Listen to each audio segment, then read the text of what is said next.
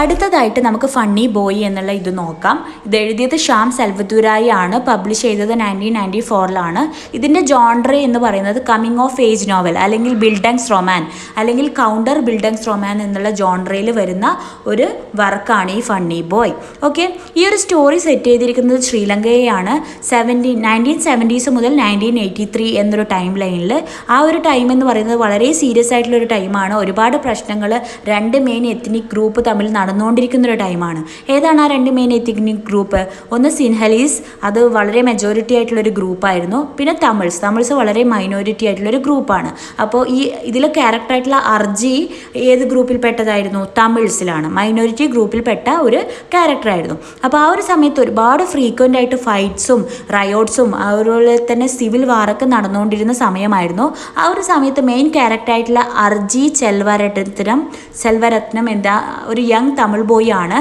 അവൻ രണ്ട് കാര്യങ്ങൾ ഡിസ്കവർ ചെയ്യാണ് അവൻ്റെ ലൈഫിൽ. എന്തൊക്കെയാണ് ഡിസ്കവർ ചെയ്യുന്നത്?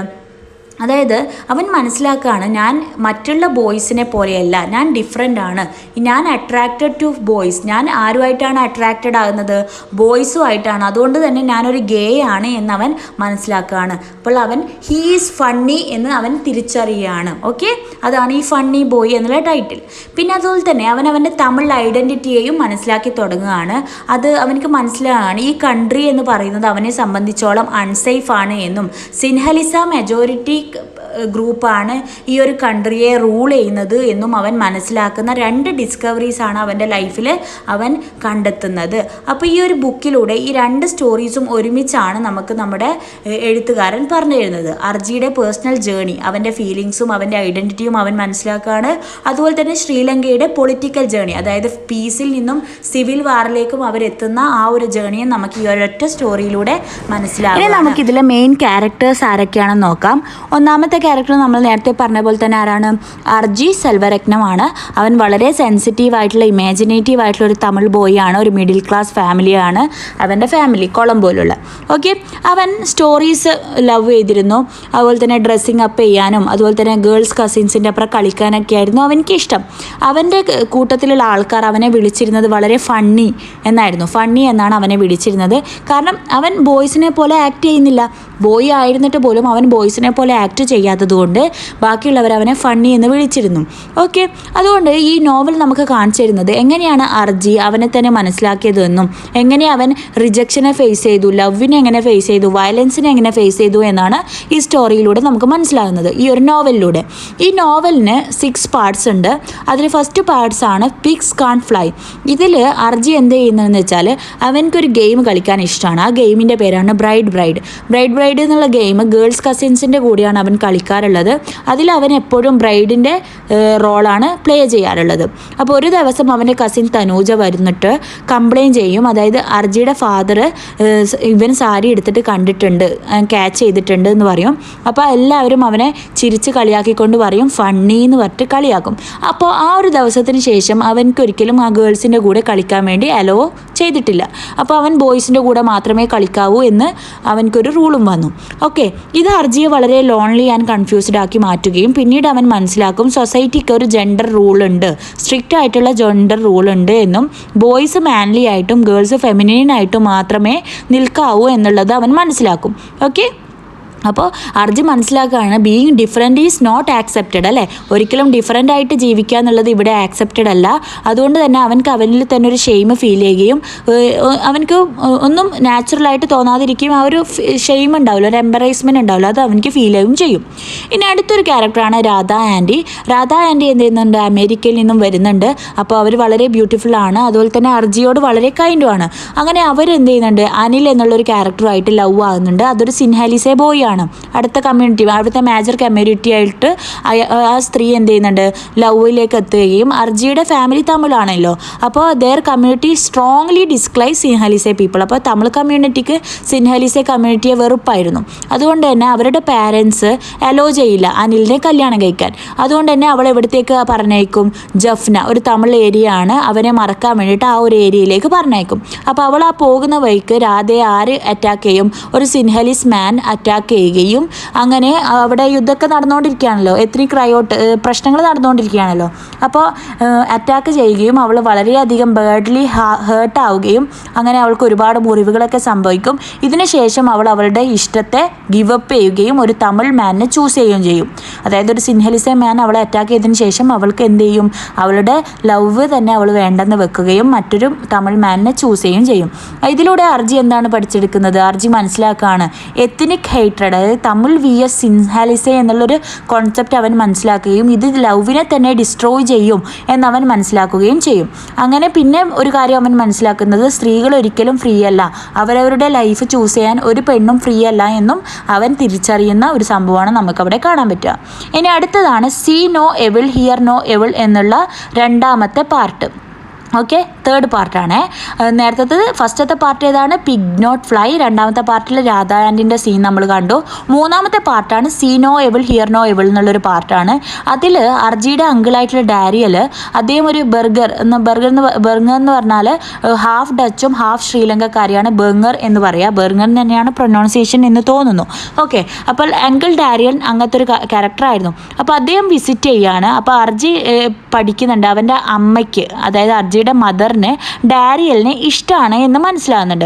അപ്പോൾ അർജിയുടെ ഫാദറിനെ കല്യാണം കഴിക്കുന്നതിന് മുന്നേ തന്നെ അർജിയുടെ മദറിന് ആരെ ഇഷ്ടമാണ്?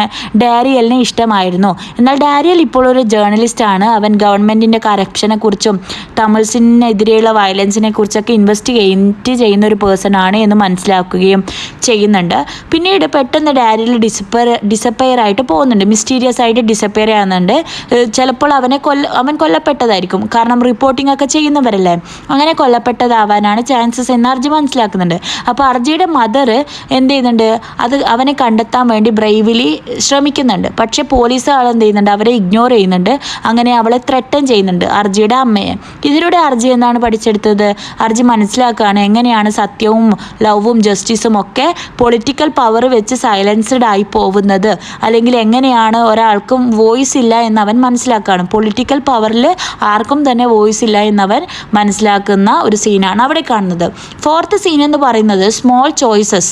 ഇവിടെ എന്താണെന്ന് നടക്കുന്നത് വെച്ചാൽ, അപ്പോൾ അർജി എന്ത് ചെയ്യുന്നുണ്ട്, ഒരാളുമായിട്ട് ഇഷ്ടപ്പെടുകയാണ്. ജേഗൻ എന്നുള്ളൊരു ക്യാരക്ടറിനെ അർജിക്ക് ഇഷ്ടമാവുകയാണ്. അങ്ങനെ അയാൾ വളരെ കൈൻഡ് ആൻഡ് സ്ട്രോങ് ആയിട്ടുള്ള പേഴ്സണാണ്. പക്ഷേ ജനങ്ങൾ എന്ത് ചെയ്യാം, സസ്പെക്റ്റ് ചെയ്തു തുടങ്ങി. അതായത് ജേഗൻ ഒരു ടെററിസ്റ്റ് ആണ്, അവനൊരു തമിഴിലാണ്, അപ്പോൾ അവനൊരു ടെററിസ്റ്റ് ആണോ എന്ന് എല്ലാവരും മനസ്സിലാക്കി തുടങ്ങി. കാരണം ഈ ജേഗന് ഒരു പ്രാവശ്യം തമിഴ് ടൈഗേഴ്സുമായിട്ട് ഫൗട്ട് ചെയ്യുന്നുണ്ട്. ഓക്കെ, അങ്ങനെ ഫൗട്ട് ചെയ്യുന്നുണ്ട്. അപ്പോൾ അതുകൊണ്ട് തന്നെ അവനൊരു ടെററിസ്റ്റ് ആണ് എന്ന് പീപ്പിൾ സസ്പെക്റ്റ് ചെയ്ത് തുടങ്ങുകയും അങ്ങനെ അവൻ്റെ ഫാമിലി ട്രബിൾ ഫേസ് ചെയ്യാൻ തുടങ്ങി. അങ്ങനെ ജേഗന് അവിടെ നിന്നും ലീവ് ചെയ്യേണ്ട വന്നു. അങ്ങനെ അർജി വളരെ സാഡ് ആൻഡ് ആംഗ്രി ആവും. അവനറിയാം ജേഗൻ വളരെ ഇന്നസെൻ്റ് ആണ് എന്നുള്ള കാര്യം. അതുകൊണ്ട് തന്നെ ഇവിടുന്ന് അർജി എന്താണ് ഈ ഒരു സിറ്റുവേഷനിൽ മനസ്സിലാക്കുന്നത്? Arjie learns that ethnic identity can be dangerous. Okay, people are judge not by who they are but by their community.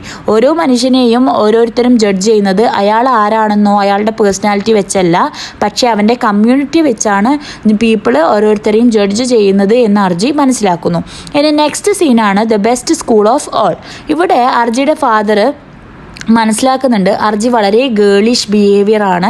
അതുകൊണ്ട് തന്നെ അർജി എവിടത്തേക്കാണ് പറഞ്ഞേക്കുന്നത്, എങ്ങനെയെങ്കിലും ഇവൻ ഈ ഒരു സ്വഭാവത്തിൽ നിന്നും മാറാൻ വേണ്ടിയിട്ട് ഒരു ബോയ്സ് സ്കൂളിലേക്ക് പറഞ്ഞേക്കും.